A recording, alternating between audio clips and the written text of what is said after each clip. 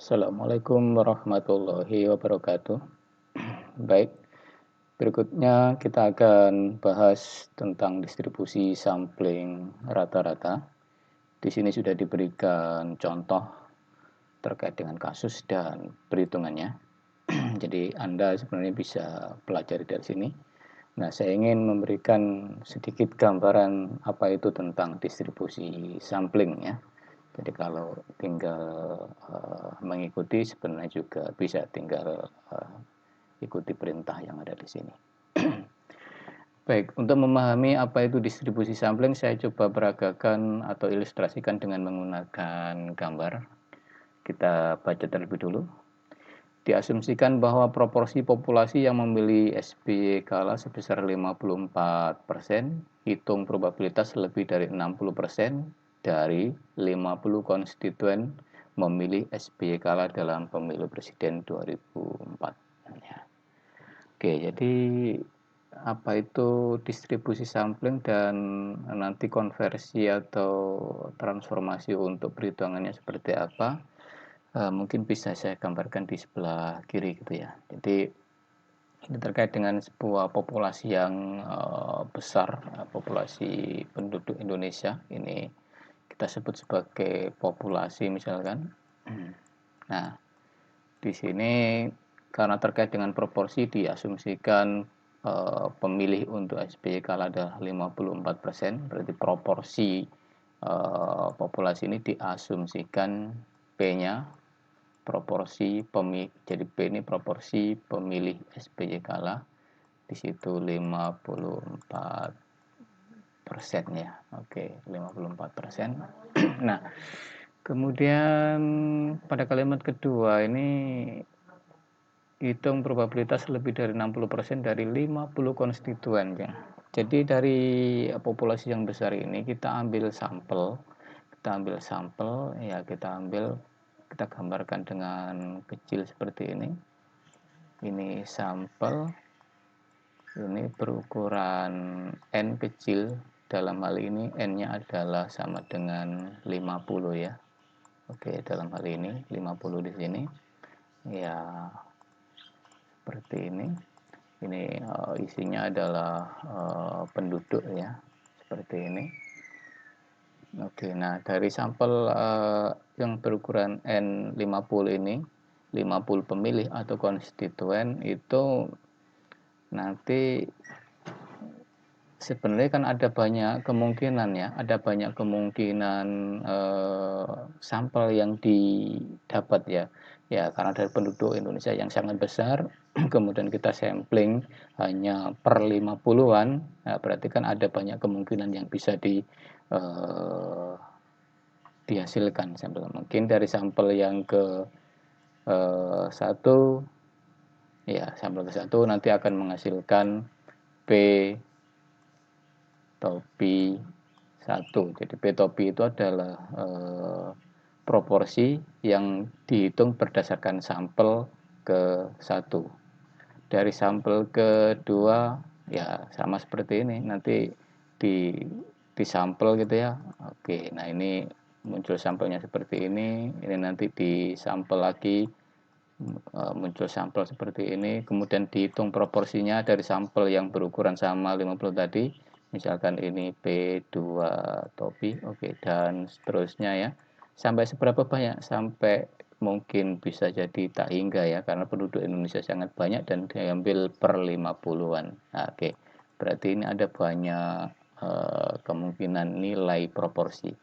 Nah, ini kan membentuk sebuah barisan atau sebuah deretan angka-angka, ada angka-angka proporsi yang diperoleh dari sampel tadi, P1, B2, B3, B4 dan seterusnya. Nah, ini membentuk sebuah distribusi sampling dari proporsi. Nah, yang ditanyakan kan nanti ini di antara sekian banyak hasil proporsi ini berapa probabilitas atau kemungkinan diperoleh P topi lebih ya betul lebih dari 0,6 ini kan yang ditanyakan. Nah, seperti ini ya. Jadi dari banyak kemungkinan proporsi yang bisa diperoleh dari sampel yang berukuran 50. Ini ada banyak kemungkinan hasil nilai berapa diperoleh probabilitas atau peluang P topinya lebih dari 0,6. Ya misalkan di sampling ada sebanyak 100 kali sampling, berarti ada 100 data di sini nanti. Ada 100 data. Nah, di antara 100 data itu nanti bisa dicek. Kalau misalkan itu sampling berarti kan nanti ada angka-angka proporsinya berapa. Nah, kalau dihitung probabilitasnya yang lebih dari 0,6 berarti kan nanti dihitung berapa banyak yang lebih dari 0,6, itu di-count, dihitung, kemudian dibagi dengan 100. Ya karena tadi kita asumsinya melakukan sampling sebanyak 100 kali. Itu kalau secara manual ya. Tapi ini tidak secara manual. Bagaimana kalau tidak secara manual seperti itu? Nah, maka kita akan bisa menghitung berdasarkan hanya satu kali sampling saja, nanti bisa dihitung berapa probabilitas P topinya lebih dari 0,6 ya. Jadi berdasarkan satu kali sampling saja. Kalau manual tadi memang harus membentuk deretan seperti ini. Nah, berarti dari kalau sekali sampling saja berarti cara menghitungnya ini harus kita transformasi sama seperti kemarin. Jadi transformasinya P topi itu kita transformasi ke Z, di mana transformasinya adalah P topi minus P. P itu adalah ini proporsi populasi dibagi dengan akar dari P Q per dibagi dengan N. Oke ya. Oke.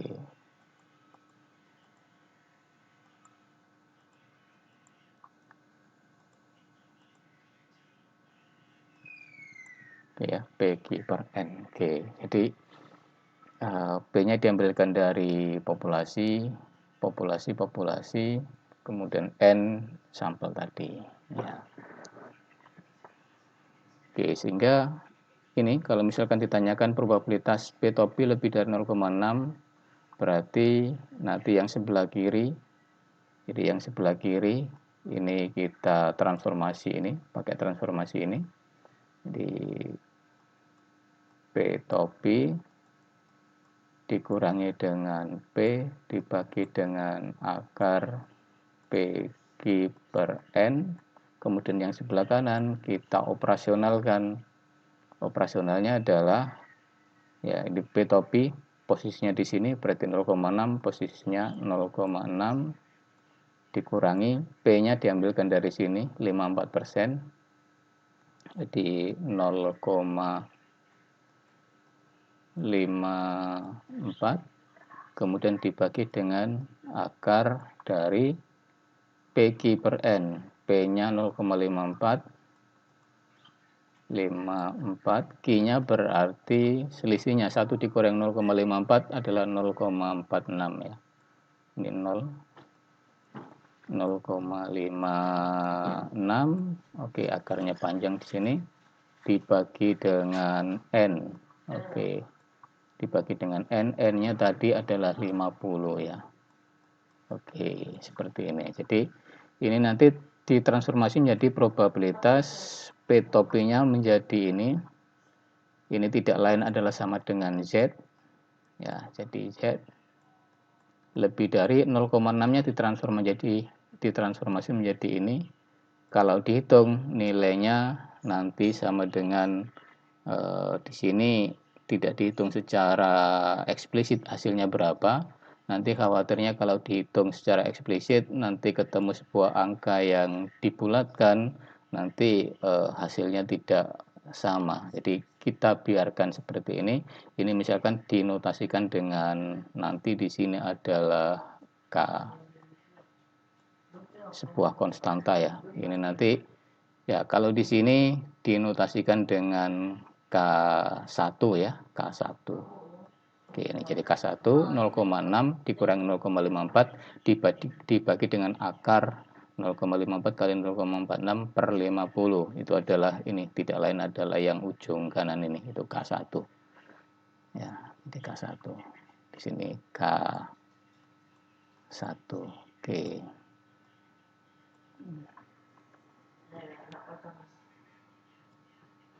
Nah, karena ini probabilitas Z lebih dari berarti kita harus konversi ke CDF yang kurang dari. Cara perhitungannya berarti 1 dikurangi dengan probabilitas Z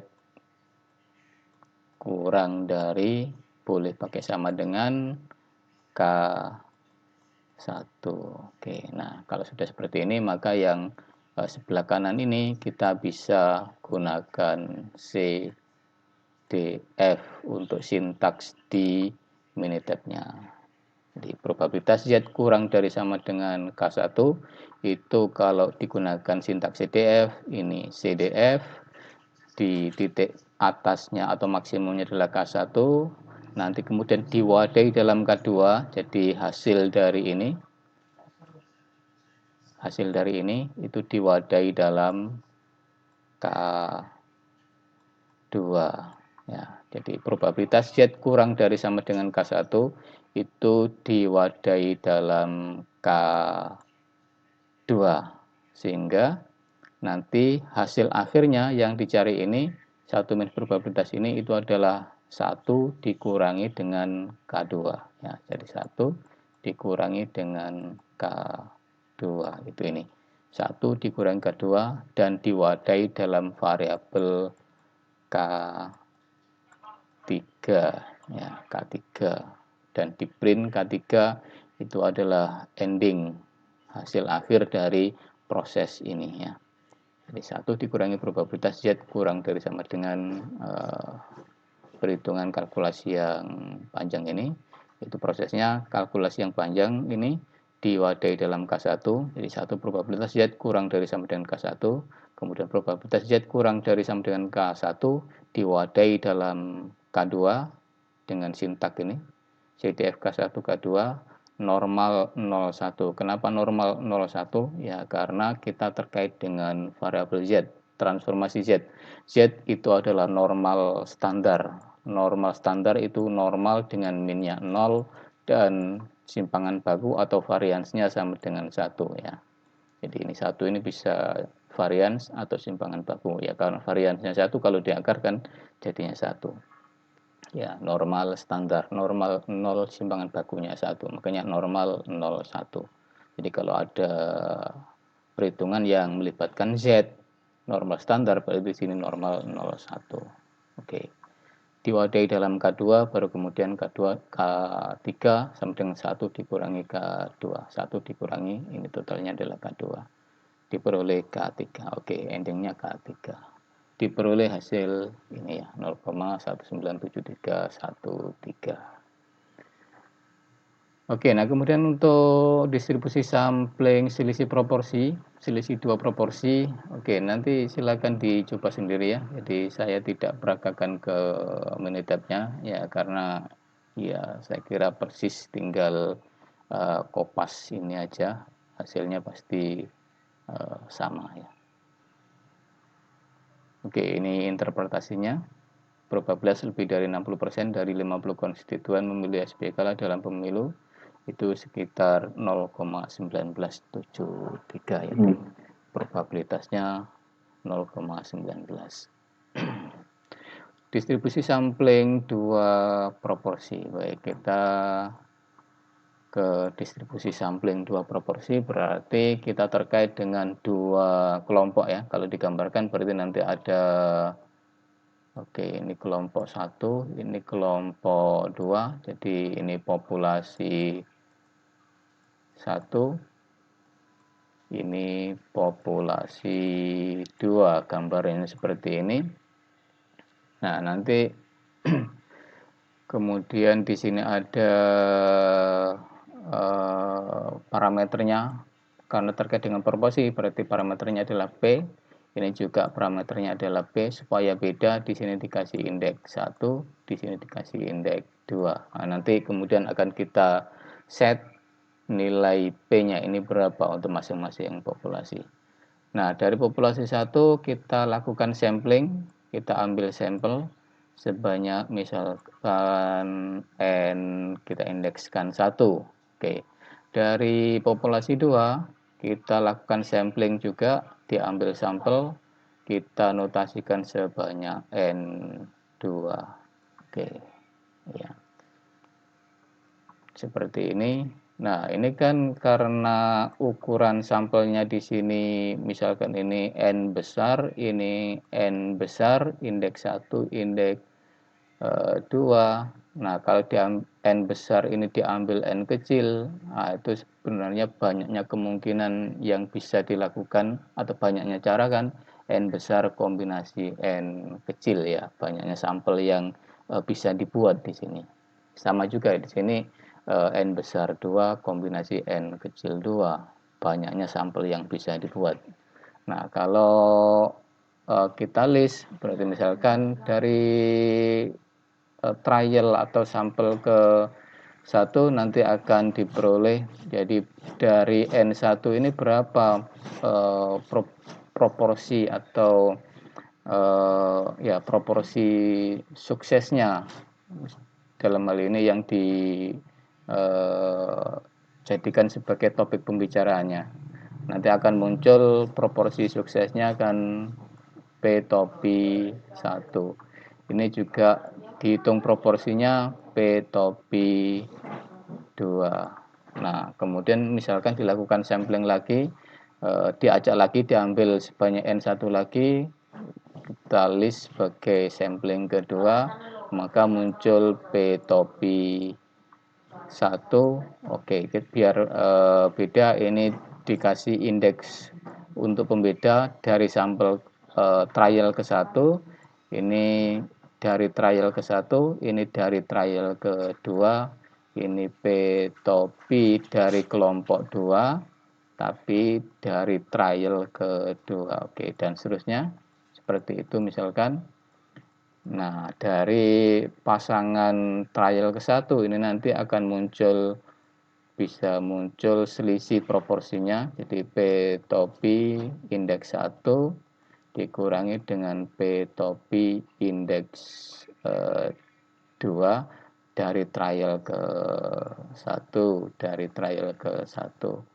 Ini juga bisa muncul P topi indeksnya 1 dikurangi dengan P topi indeksnya 2. Oke. Jadi secara umum kan P topi indeks 1 dikurangi P topi indeks 2. Jadi akan muncul di sini seperti itu. Hanya saja saya kasih di sini indeks keduanya adalah terkait dengan trial tadi ya. Ini trial kedua, ini trial kedua. Oke, nanti dan seterusnya akan muncul seperti ini. Jadi nanti kita akan punya ya deretan angka ini, ada selisih proporsi 1 dengan 2, proporsi kelompok 1 dengan proporsi kelompok 2 yang diperoleh dari sampel trial ke 1. Ini diperoleh dari sampel trial kedua dan seterusnya. Jadi ada deretan angka. Nah, yang ditanyakan di sini nanti berapa probabilitasnya diperoleh P topi 1 dikurangi P topi 2, itu misalkan kalau di sini kurang dari 0,07 selisihnya ya. Jadi selisih antara proporsi 1, kelompok 1 dengan proporsi kelompok 2 itu kurang dari 0,07. Nilainya berapa? Itu yang ditanyakan. Nah, kalau secara manual ya kita hitung dari berapa banyak deretan angka ini, berapa banyak yang kurang dari 0,07 dan kita bawa ke persentase. Itulah nilai peluang atau probabilitasnya. Nah, tapi di dalam konteks ini kita tidak bikin trial begini, maka kita akan lakukan perhitungan hanya based on 1 kali trial saja. Jadi 1 kali sampling. Jadi dari populasi ini Dan dari populasi yang kedua, kita hanya lakukan 1 kali sampling. Ini nih 1 kali sampling, nanti akan muncul P topi 1 dan P topi 2. Nah, bagaimana menghitung probabilitasnya ini? Bagaimana? Nah, ini kita akan transformasi, jadi selisih P1 topi minus P2 topi, P1 topi minus P2 topi itu nanti akan kita transformasi dengan menggunakan transformasi Z ya. Nah, transformasi Z-nya rumusnya adalah oke, enggak cukup kayaknya ini. Oke, masih ada sisa. Z sama dengan P topi 1 minus P2 topi. Ini sebagai sesuatu yang mau ditransformasi ya. Variabel yang mau ditransformasi taruh di sini, dikurangi dengan rata-ratanya. Rata-ratanya adalah oke, kalau dirumuskan di sini adalah ini rata-ratanya. Rata-ratanya ya P1 dikurangi dengan P2. Jadi P1 topi tadi adalah menduga P1, kalau P2 topi di sini menduga P2 ya. Oke, jadi ini boleh dikurung, boleh tidak, biar membedakan. Oke, seperti ini, kasih kurung ya, dibagi dengan akar. Nah, ini P topi 1 Ki, bukan, tidak ada topinya ya. Jadi ini yang ada topinya adalah yang di estimasinya adalah yang ini. Jadi ini adalah based on sampel, sementara yang pengurangnya dan pembaginya di sini nanti based on populasi ya. Jadi based on nilai populasi ya. Oke, jadi ini tidak dipakai dari sampelnya tapi dari populasinya. Oke, ini tidak ada topinya. Oke, karena diambilkan dari populasi. P1 Q1 ditambah dengan dibagi N1, ini P2 Q2 dibagi dengan N2. Oke, ini transformasinya ya. Jadi yang perlu kita ingat transformasinya, tiap-tiap pengambilan sampling tadi menghasilkan rumus yang beda-beda. Seperti kemarin itu rata-rata, transformasinya seperti apa, selisih rata-rata. Kalau tadi proporsi 1, tuh transformasinya seperti apa. Nah, kalau selisih proporsi untuk dua populasi, seperti ini, selisih proporsi dua populasi, transformasinya adalah seperti ini ya. Oke, ini transformasinya. Sehingga untuk probabilitas atau peluang P1 topi minus P2 topi nilainya kurang dari 0,07, ya ini nanti kita transformasi jadi ini. Jadi yang sebelah kiri P1 topi minus P2 topi itu ditransformasi menjadi ini nanti kita sederhanakan menjadi variabel Z ya. Jadi yang kiri nanti disederhanakan menjadi variabel Z, sementara yang sebelah kanan yang angka itu nanti kita operasionalkan. Operasionalkan berarti kita akan hitung secara operasional di mana beberapa variabel atau parameter di belakangnya ini kita kasih angka ya. Oke, jadi ini selisih proporsi ditransformasi menjadi Z, ini juga selisih proporsi. Jadi selisih proporsinya ini interpretasinya kan selisih proporsi ini ya. Jadi selisih proporsi kurang dari 0,07. Jadi 0,07 itu nanti menggantikan posisi di sini. Jadi 0,07 dikurangi dengan P1 sama P2 diambilkan secara operasional biar bisa dihitung, diambilkan dari populasi. Nah, dalam konteks ini populasinya adalah untuk populasi 1 itu nilainya 10% ya, ini. Jadi barang cacat 10% untuk populasi 2, ini proporsinya barang cacatnya adalah sebesar 5% ya. Jadi ini terkait dengan proporsi barang cacat dengan mesin lama. Ini mesin lama, ini mesin baru. Di sini proporsi barang cacatnya ini diasumsikan yang lama itu 10%, yang baru proporsi barang cacatnya adalah 5%. Seperti itu. Oke, masuk ke angkanya dimasukkan ke sini dan dibagi dengan akar. Nah, ini P1, Q1, N1 sudah ada nilai-nilainya ya. P1 tadi adalah 10%, berarti Q1-nya adalah 90%. Kalau P2 tadi 5%, berarti Q2-nya adalah 95%. Kemudian N1-nya, N1 itu sampel yang diambil berapa dari populasi ini. N2 juga berapa. Ini ada informasinya yaitu 45 dan 40 ya. Oke, jadi 45 untuk mesin lama, 40 untuk mesin baru. Jadi N1 45, N2 40. Jadi misalkan 1 untuk indeks untuk lama, 2 untuk baru. Oke, masuk ke sini. Ya. Oke, jadi yang ini, yang sebelah kiri itu tidak kita operasionalkan angkanya, tetapi kita ikuti bentuk transformasinya ya. Jadi dari P1 topi minus P2 topi ditransformasi menjadi seperti ini, transformasi ke Z. Jadi ini akan berubah menjadi Z, sementara yang kanan kita operasionalkan sesuai dengan transformasi rumus ini. Kita masukkan angka-angkanya based on populasi. Rumusnya tidak disederhanakan dan dihasilkan sebuah angka.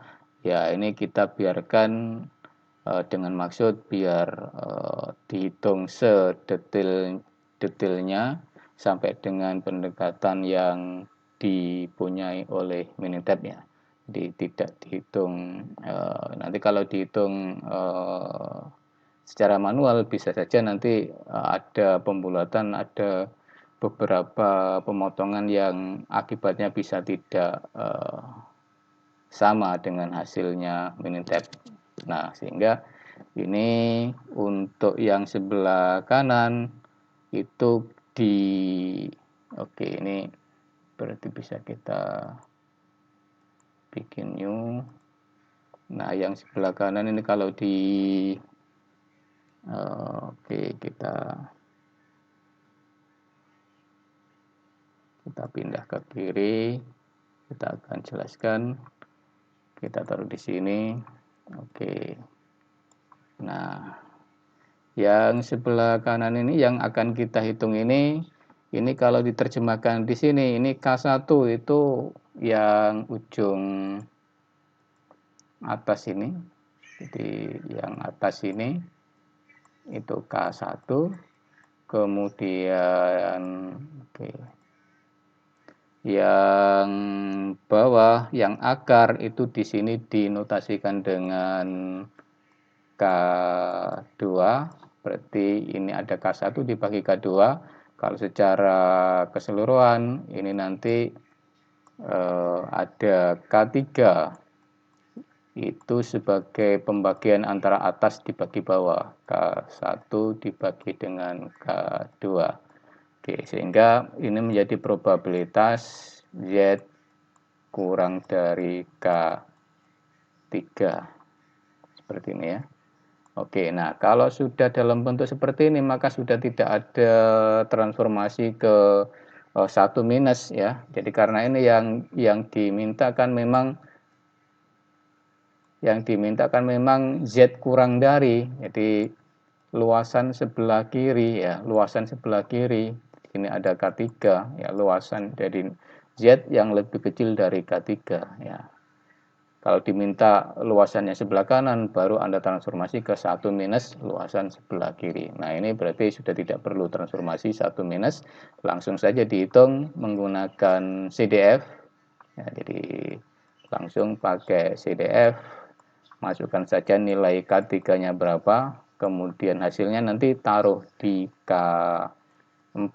Oke, kemudian titik koma untuk melanjutkan ke subkomen. Karena ini terkait dengan Z, maka harus pakai norm, ya, normal standar 01. Oke, titik, intinya ini norm sudah cukup karena 4 huruf sudah mewakili. Oke, baru kemudian ya nilainya ini satu paket perintah, nilainya dimasukkan ke K4. Jadi print K4 itu nilai yang diminta ya. Oke, jadi ini nilai yang diminta itu adalah K4. Jadi nilai untuk probabilitas P1 topi minus P2 topi lebih kecil dari 0,07 setelah melalui proses itu endingnya adalah K4 nilainya ya. Oke, ini hasilnya diperoleh 0,638423. Jadi probabilitas bahwa barang rusak yang diproduksi mesin lama berbeda kurang dari 7% dibandingkan dengan mesin baru itu sebesar 0,63. Jadi selisih antara produk rusak mesin lama dengan mesin baru itu kurang dari 7%. Jadi selisihnya kurang dari 7% itu sebesar 0,638423. Ini probabilitasnya ya. Demikian, terima kasih. Assalamualaikum warahmatullahi wabarakatuh.